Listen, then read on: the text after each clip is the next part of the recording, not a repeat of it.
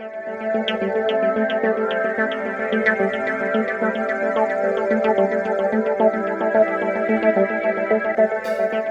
very, very excited to be here today. I just came from New York this morning, and I was trying to remember the last time I was here in Gamla Bio, and I think it was 80 years ago. It was like a long time ago, and I was sitting over there, and I was watching, I think it was Kitty Kitty Bang Bang, or Tarzan with my older brother. And I think it's great to be finally here. My parents are here somewhere, I can't see them, some good old friends, and so I'm just very, very excited to be here to show you what I do. So without further ado, I'm just gonna show you, I'll start with a tiny little introduction. It took me months to prepare these few slides. So this is the world. This is the world as we know it, not all of it, but a part of it. And this is Germany, good old Germany. This is where my business partner, Jan Wilker, is from. And as we all should know, this is Iceland. And I'm from here, born and raised in Reykjavik. And then we have the big USA over here. And this, just around here, is New York City. Yeah, here it is. And we met in New York, this is about 10 years ago. And I had been there for 8 years before that, and Jan arrived, and we decided to start a design studio together. And I remember, like, I was thinking about this the other day, we were thinking about it, like, it was like a big pressure on us to come up with a good name for the studio. And we just thought about all these cool names, like Satsi and Satsi and Leo Burnett. All these cool names were taken. Like Feet On, all these cool names that we liked, they were all sort of taken. So we just kind of chickened out, and we just ended up using our last names. And still, like, it just sounded better. Karlssonwilker sounded better than. Can I ask again, can the lights, these on me, a little bit lower? Is that okay? Excellent, this is better. Now I'm ready. So I'm always first. Wilker Karlsson didn't sound that good, so Karlssonwilker was the choice. And I think Jan is still kind of disgruntled about this. 11 years later. And for those of you who have never been to New York, and have never seen photos of New York, this is how it looks like. Taken from downtown, the Statue of Liberty, and exactly here is our studio. This is our street, and it's a very busy street. It's like a very, very, very busy, a lot of traffic, a lot of people. It's on 6th Avenue and 14th Street, and this is our building. The arrow is not there. We just, put it in there. So we have the floor above Dunkin' Donuts. So we always smell like Dunkin' Donuts. So if I smell strangely today, it's because of the Dunkin' Donuts place. And just a tiny little, like, few photos. This is the studio, very small. It's only 5-6 people in the office, and we like the size. Like, we don't wanna grow it in size. So like 5-6 people we like, and we have a bar, very important. We have a back room with office space, like meetings, etc. We have an outside area. Looking at this now, it looks kind of sad. But in New York, it's very expensive, so it's a nice thing to have a little outside space. And so this is pretty much the office. And then one thing I want to point out is very collaborative. The office is very collaborative. It's like there's no real ego in the office. It's like I don't really care who comes up with the idea, or if the client picks my idea or someone else's idea. And so it's very often that a project starts on my machine, and then it just stays on my machine. And then, you know, Jan would sit down, he changes my file, I change his file. So it's very, very collaborative. So yeah, we've been in business for 10 years, a little bit more than 10 years. And I just want to show you, this is how I would like to say 2 days, the first 2 days in the office looked like, but sadly the first 3 months of the office looked like this. And we were just sitting there, and like I was on one machine, Jan was on the other one, sort of going back and forth.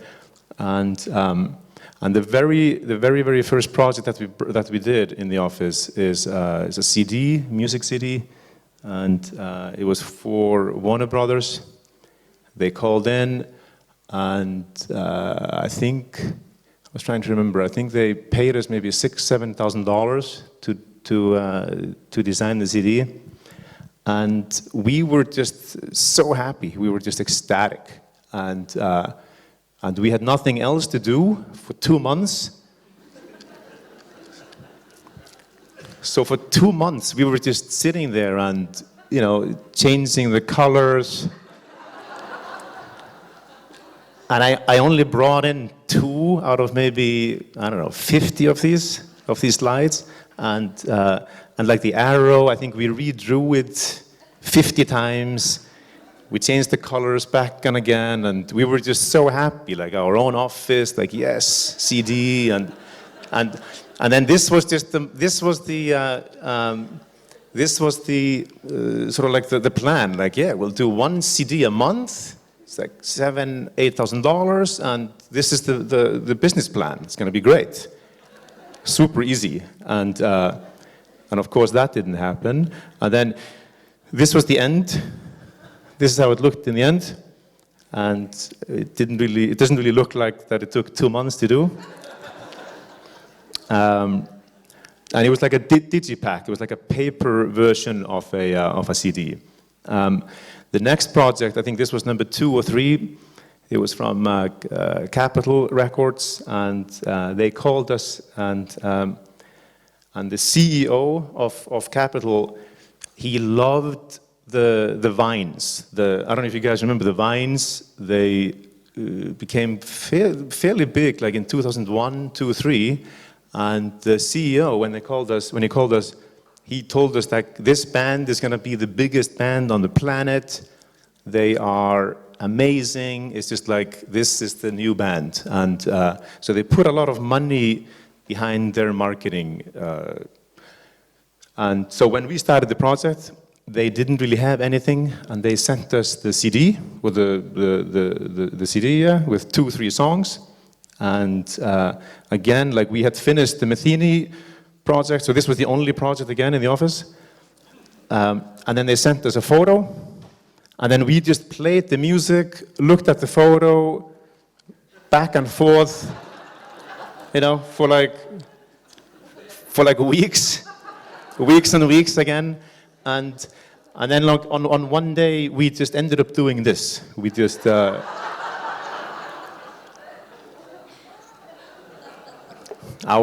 Our brains told us to do this.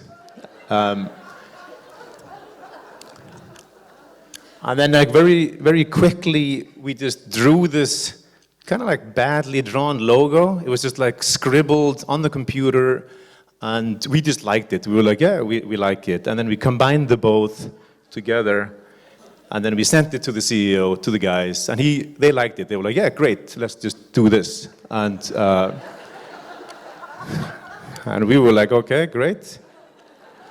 So this became the CD, and the only thing here is it's pretty dark here, but this is a shrink wrap, which is normally clear. It's a clear shrink wrap normally, and in this case, this was the world premiere of a printed shrink wrap by a major label. So they printed this in 4 colors, like red, white, and black, and it was a big print run. I think they printed like 1 million of these, so it was like all over the place. And And then they just kept on sending photos to us, and we just kept on scribbling. Another photo, a new scribble, and sort of now when I look back at this, it feels like one of the easiest jobs that we did. It was just like photo, scribble, next one, next one, next one. And it went on for weeks. And then in the end, we did a lot of like LPs, we did posters, etc., etc. So we had a lot of fun with this project. And then this is like in 2002, companies just started calling us with projects that we hadn't really done before. So Puma called us, and they gave us a blank shoe. It was a shoe line called El Rey, and they told us, just do something to the shoe. So in this case, we call this one Way to Go. And the idea is obviously like if you get lost, you just follow these arrows. It's like magic shoe. This one we called Earthlings. And on the tip of the shoe, everybody's happy, holding hands. And on the back, it's like murder and mayhem. The last one is this one. We called this one Story Time. I wrote a story for the left shoe, something about my grandma, and Jan wrote something on the right shoe. So, like if you're in the subway or if you go to the dentist, you get bored, you can just read your shoe. New Graphic magazine. This is a few years ago. They called us. It's a Chinese design magazine. Chinese design magazine. It's a pretty good magazine, and it comes out 3 times a year. So they called us. They asked us to do a whole year of covers, and normally, like in our case, we always sit down and we just design for the 2D, like 2D for print. And in this case, we were kind of like, hey, let's try something else. Let's do a little movie, or let's try something, test something out with sound, and then from the movie or whatever we do, we can maybe end up with a cover. So in this case, this is the first little movie that we did. This one. Okay.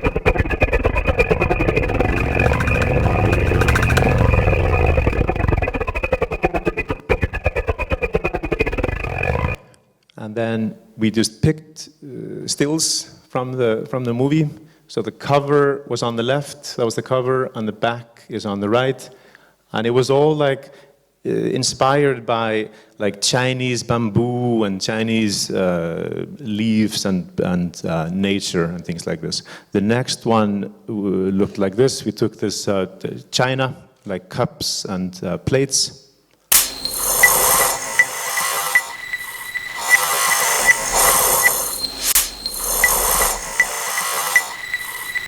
And then the cover looked like this, back looked like this.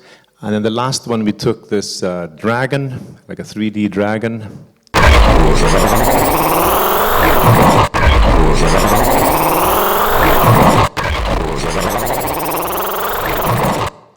And the cover looked like this, and the back ended up looking at this. And then, like when you got the magazine, you could read about how we did the cover and the back, and then you could also go on the website and read about it. So all 3 of them together looked like this. Okay, you get the idea. Time magazine. This is 2 years ago. They called us, and they do this. They do this every year, I think, for the last 10, 15 years. And it's like this end of the year issue. It's like top 10 issue. And it's basically like top 10 politicians, top 10 movies, top 10, etc., etc., etc. And they always do this in-house. They always have people in-house design it and do it. And this was the first time that they called like an outside designer or people to work on it with them. And it was fantastic. Like, I just loved this. And so they gave us 12 pages, and they told us that we should design it and curate it, and then also sort of come up with some like sort of stranger lists. Like, their team would come up with like the normal lists of top 10 things, and then we would sort of come up with some, you know, like the weirder lists. And as a designer, like, you're always used to just getting the content. Like, you know, normally people send you the photos, the copy, and they tell you to lay it out. So I we were just thrilled and excited to do something like this and be a part of the content as well. So in this case, we worked in our office. Like, we always work on these projects in the office. And then in this case, we worked on it in the office, and then like the last few days, we went to their headquarters and put it together there with all their people. So these are the headquarters. They gave us a little office. I look very excited over there. I think this was like late at night, and it was just great. And the people there are just complete professionals, and like mood boards and things like this. This is us. This is Jan over there on the right. And so this was the cover. The layout inside started on the right, and then just a bunch of lists and copy and photos. The guy on the left, we love this guy. It's Jerry Stiller, Ben Stiller's dad. And so we had him in the swimming pool on the Upper West Side, and we photographed him. And then since we just couldn't resist, because the cover ended up being so busy, and there's just so much stuff going on, that we just had to sneak ourselves onto there. And I have to say, like, when we did this, like, we of course thought, like, they're gonna tell us to take this off. Like, there's no way that they're gonna make us or let us do it. And but a big surprise, they didn't. They were like, yeah, fine. And the only comment from them was later on. They said, why didn't you make the photo a little bit bigger? Creative Time. I don't know how many people in here know this organization. Like, I did not know them when they called us, and it's just a great art organization in New York, and they have been around. They had been, when they called us, this is 2 years ago, they had been around for 33 years, and Creative Time, they are pretty much exactly like MoMA or Guggenheim, except that they don't have the physical space. Everything they do is just in New York and around New York. And so this is one piece they did a few years ago with Jenny Holzer. I don't know if you can see it. Do you see the light way down there? They did the tribute in light at the World Trade Center. So they've just done a lot of crazy, really nice projects, and it's all in New York City. They did these crazy explosions in Central Park, so it's all very like ephemeral. It's like they do it. It lasts for a couple of days, a couple of minutes, and then it's gone. And they came to us and they asked us to design a book commemorating their 33-year history. So I remember, like, when we got the project, we had like this, like, how do you show one piece out of all this history of work on the cover? So we just wanted to do something like they did, like a little project for the cover. So. And I just brought, these are the sketches that we showed the clients in the first meeting. So we told them, we want to make a huge robot, like a 20-feet robot with all these sensors. And it's like this crazy big machine. We called it the Urban Visual Recording Machine. And it would just be this crazy machine. It would be in New York, and it would sort of collect data. It would record things, and it would print out some print. I mean, we basically had no idea what we were talking about, and then we basically told them like the machine would print out the recordings, and we would then use the recordings for the cover, and then after the meeting, the main lady looks at us and she's like, "Yeah, great, let's do it."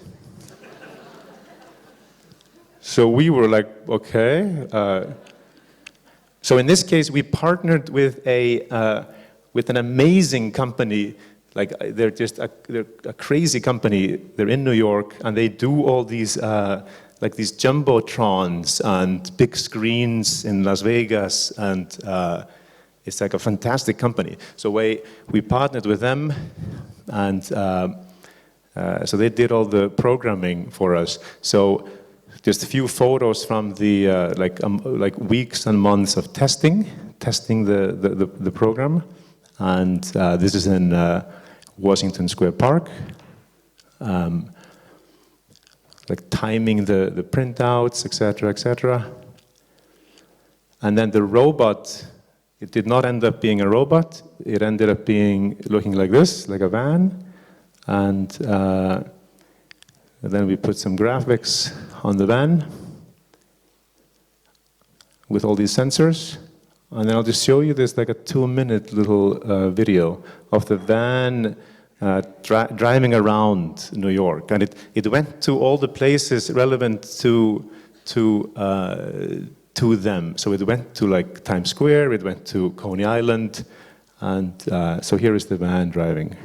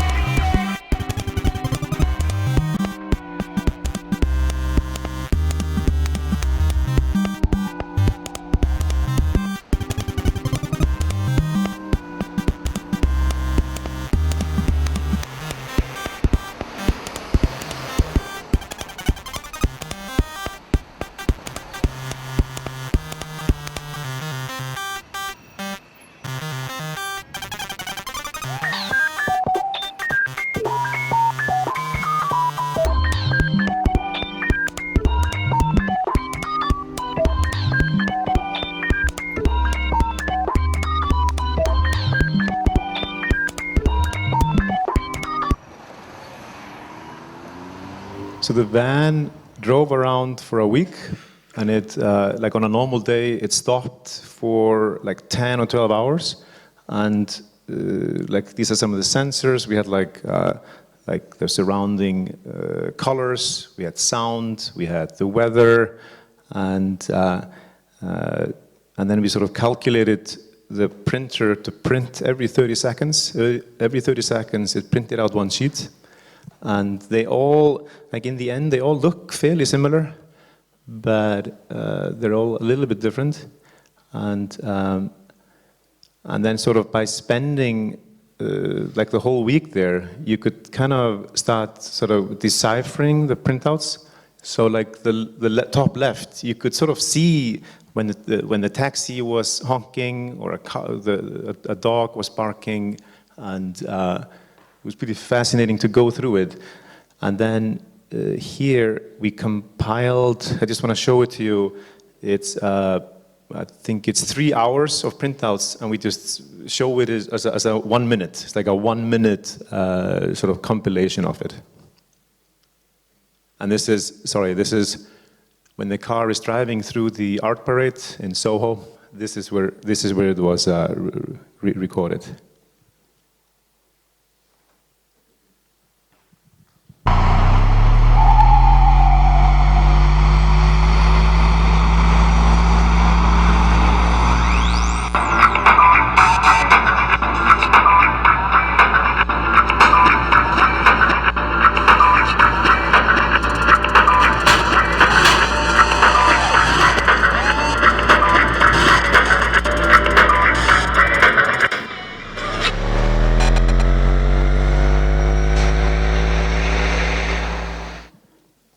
And then this was the cover. So like when you bought the cover, I think in the end they printed, I think 10,000 copies. So when you bought the cover, the original printout from each place was on the cover. And so they all looked a little bit different, like I said. And inside, like on the end sheet, when you open the book, there's a little key on the far left. So we explained it to the reader. So like the weather and the colors and temperature, and inside the book as well, we showed like a making of the cover.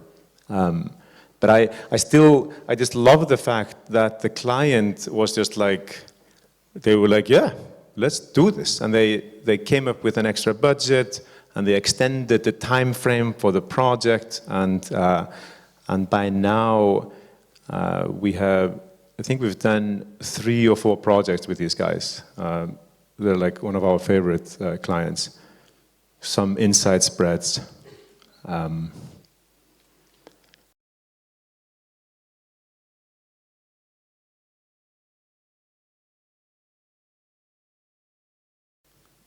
Yeah, this is something we did a few months ago in Soho for another client, and they call themselves Goldman Properties, and we have worked with them on and off for the last 10 years, and we've designed I don't know, 5, 6 restaurants with them, and a gallery, and they're like, we really like these guys. And they own the building. It's a landmark building in Soho, right by the Apple store, and they have these 2 entrances. So on the left, we designed the signage and the wayfinding for the building. So the signage on the left, you can read it from the left side, and you can't read it from the right. And then the signage on the other side, on the right side, you cannot read that from the right. You can read it from the left. It just sort of sticks out of the building. And then we did the inside, like all the signage, etc. This is a project that we, like for us, like I said, like our office it's 5, 6 people, and I think this is one of the sort of larger projects that we've done, and it lasted for 3 years, sort of on and off, and so it's for the Museum of the Moving Image, great museum in Astoria, Queens. You should definitely go visit if you go to Queens.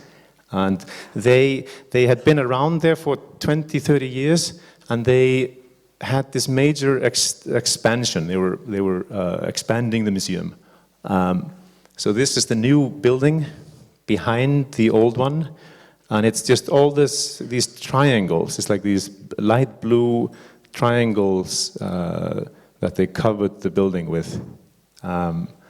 This is during construction, and they came to us to pretty much design everything for the museum, like the logo, the signage, etc., etc.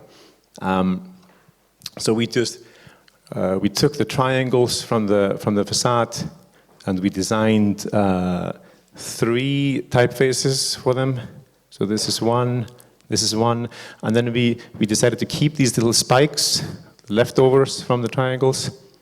And here's another one with like these spikes coming out, and another font. And this became the front. This is the entrance through the old building. This is the front, and it is, I don't know if you can see it, but you can see through the letters, and the triangles are mirrored. So inside, it's like a very nice sort of play with light, and then inside we did the wayfinding, the donor wall, all the signage, all the brochures. The walls are all, like here in the lobby, they tilt 9 degrees, but we made the font, we made the letters be horizontal, vertical. So on top they're thicker than on the bottom. And then just a lot of the theater, the name for the theaters, all these screens, and I had never really done a project of this size. Like for us, it was quite big, and so we did posters, we did catalogs, we did everything in the store. We wrote all the copy, like for these mugs and candy, popcorns, T-shirts, keychains, etc., etc. And then all the stations. The stations in the museum, and then they have all these like areas. Like here, you can learn how stop motion works. So we did all the interfaces and designed all the screens. Here is somebody playing with this composer jukebox. Okay. Yoda, he is there. The original Yoda sits there in his little glass house. We did a project with Mini last year, and we had never done a project with a car company, and they called us, and they were coming out with a new car. This is the new car, the two-seater, like a two-seater Mini Coupe, and the only requirement from them was that we would partner up with a media partner. So we would do the project, we would find a media partner, and then do something together, us, the media partner, and Mini. And in this case, we partnered with Dazed and Confused, the English fashion magazine. And the idea was that we had a photo shoot. And we invited, six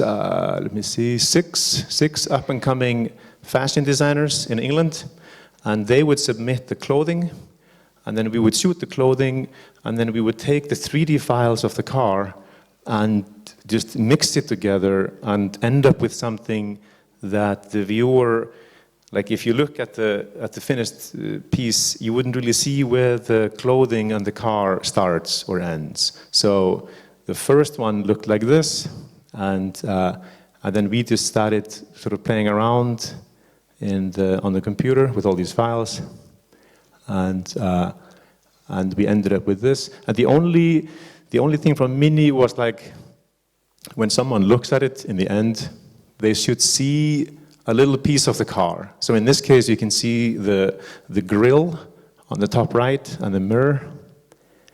And then the top left guy, the red one, he ended up looking like this with the roof. We combined it with the roof.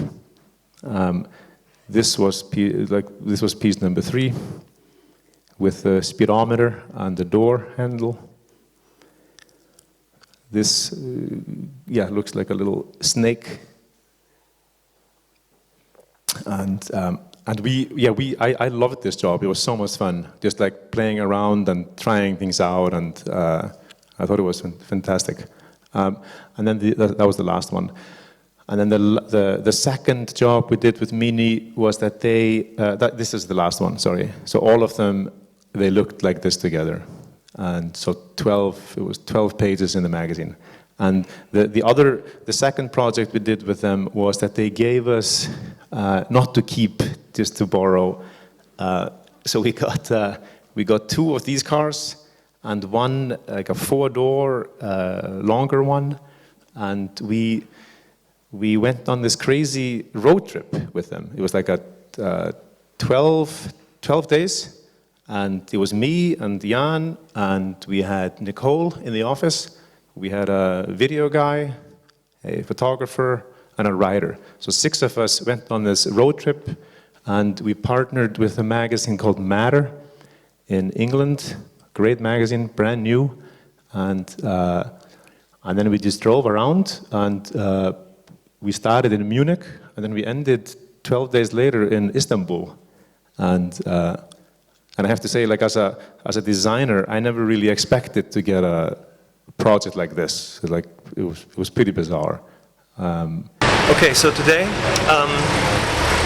it's going to be Budapest to Temesvar. I'm not going to play this. It's like, so we ended up with a lot of videos, like I think like 20 of these videos, and it was on the Mini's website. It was on, some car dealership websites, and then at the end, the main piece was it was like a 24-page insert in the magazine. So just sort of telling the story of the trip. So this is, I just want to show this because it's very recent. We did this few months ago. And that's a map of the trip.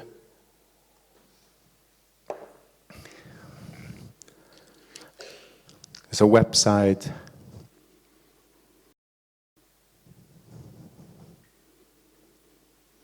And then, like, since I'm here, since I have you all in this room here, and I can do whatever I want, I just have to show you this last project. I have one more project to show, and I think this is 5 years ago that we did this, and I think this is still one of our favorite projects.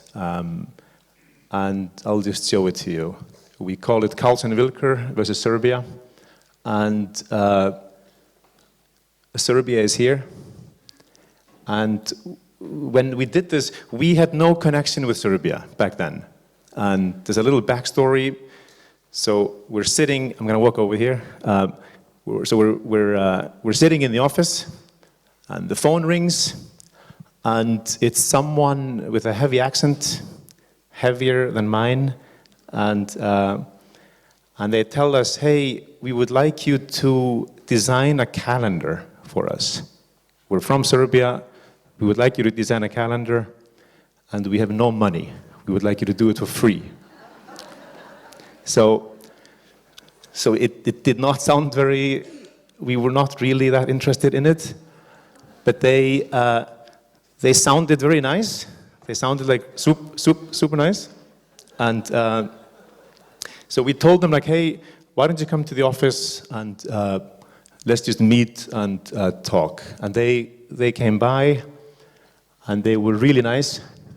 And they showed us the calendar, and they told us that they had been, so this is the calendar, and they told us that they had been doing this for 10 years in Serbia, always with Serbian people, like a Serbian photographer did one, an illustrator did one, so always Serbian people. And they told us that we would be the first non-Serbs to do it.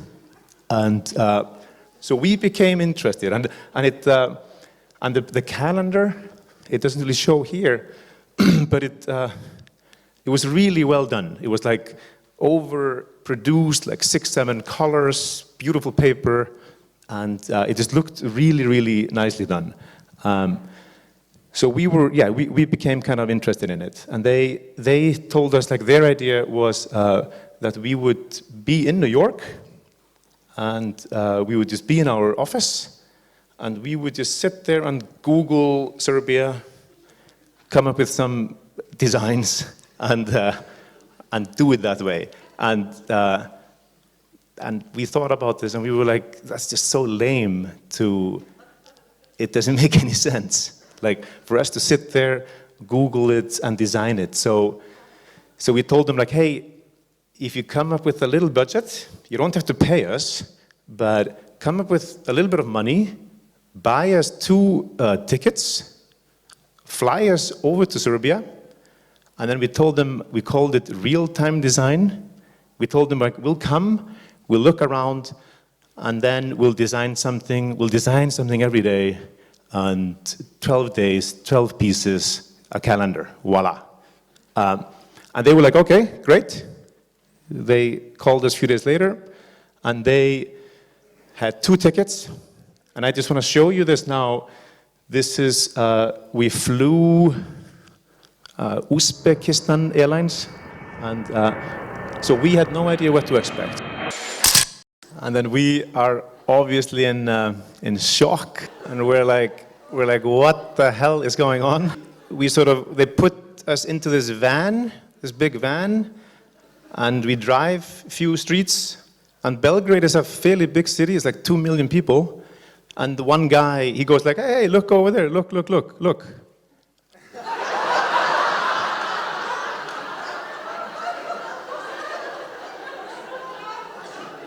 And then again, 2 minutes later, another street, we have this.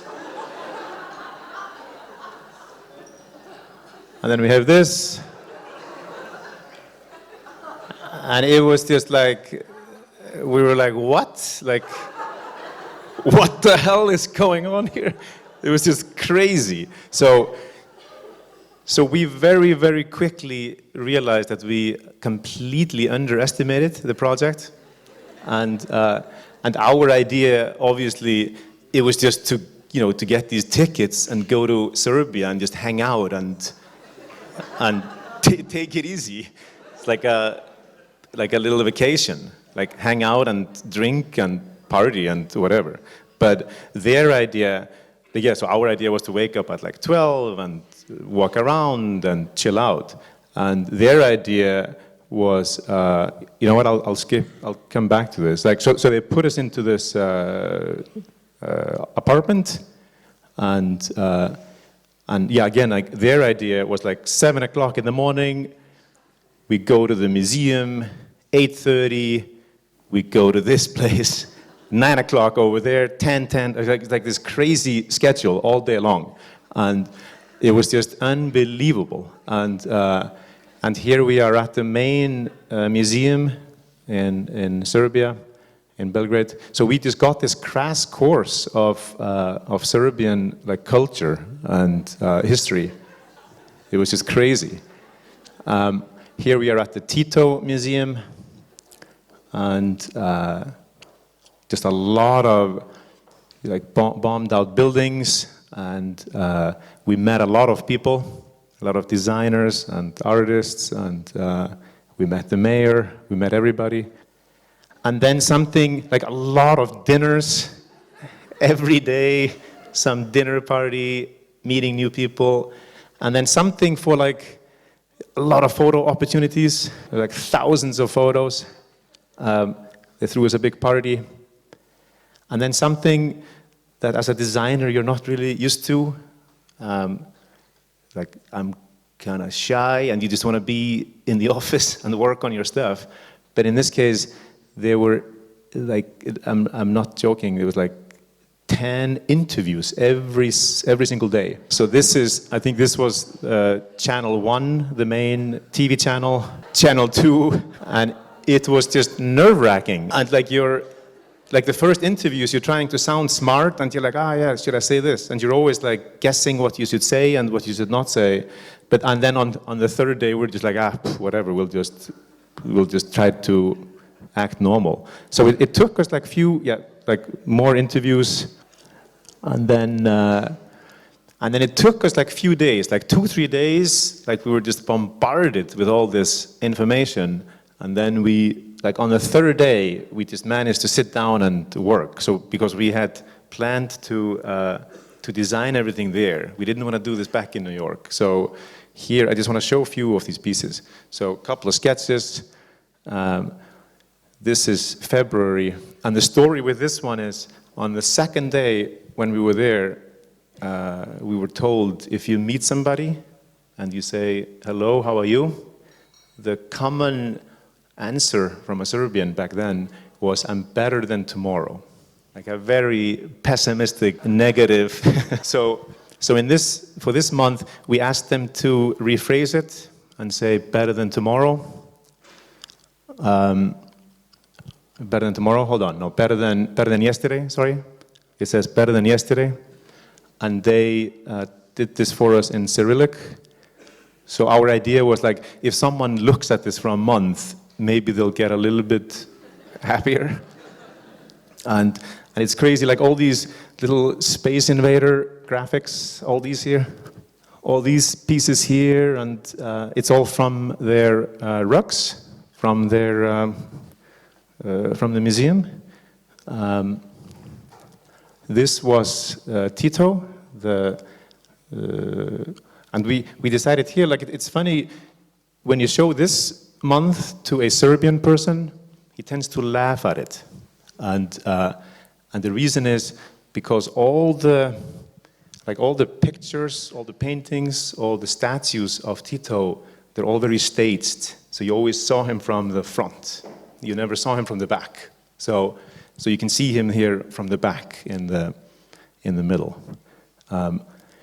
This is our flying meat sky from all the meat. There's a tiny little backstory with this picture. I just want to say it, that in all these interviews, and it didn't matter if it was a woman or a guy asking us, like question number 2 or 3 was always, what do you think about the Serbian women? And we were like, what? Like, next question, please. And then they just kept on asking. So everybody asked this question. And so very quickly, we came up with this little white lie. So the next day, someone asked us, so what do you think about the Serbian woman? We answered, that's a great question. We have traveled the world all over, and we can assure you the most beautiful women we've ever seen are right here in Serbia. And they just had tears in their eyes. They were so happy. They were so happy. So it became clear that the women over there are very beautiful, and they just are looked at as like this national treasure. So in this piece, we dedicated the month to the Serbian woman, and we stopped her. I cannot remember her name. We stopped her on the street. She knew the project, and then we just drew her in here. And the little side joke is, in Serbia, they love brands like Prada, Chanel, but they're a little bit behind. So we dated this 2001 there. So this is October, and it was just like this collection of things that didn't make it into one month. So just some serious, some not that serious, just a collection of stuff. And the last month was December. We just gave him like this American Brooklyn kind of logo. And this logo, they used this the next year in the Belgrade Marathon. This became the official logo for it. And this was the calendar, oversized, really well produced. You open it up. On the left, we are fighting with Serbia. They made a book, 200-page book on the project, and we put a little plastic sleeve in there so you could block out it was in English and Serbian, so you could block out the copy that you don't want to read, like this. And then one more thing, like I'm almost done. Like the entire time that we were there, this film crew was with us. So few months later, we went back there, and it was a big premiere of the documentary, like an hour and a half documentary. And then just like one last thing with this. This is 6-7 years ago. we've actually done this 2 more times, a project like this. So we went to South Africa and we did one similar project, and then very recently we went to Jerusalem to do another one. And but this one is still the top for us. Thank you.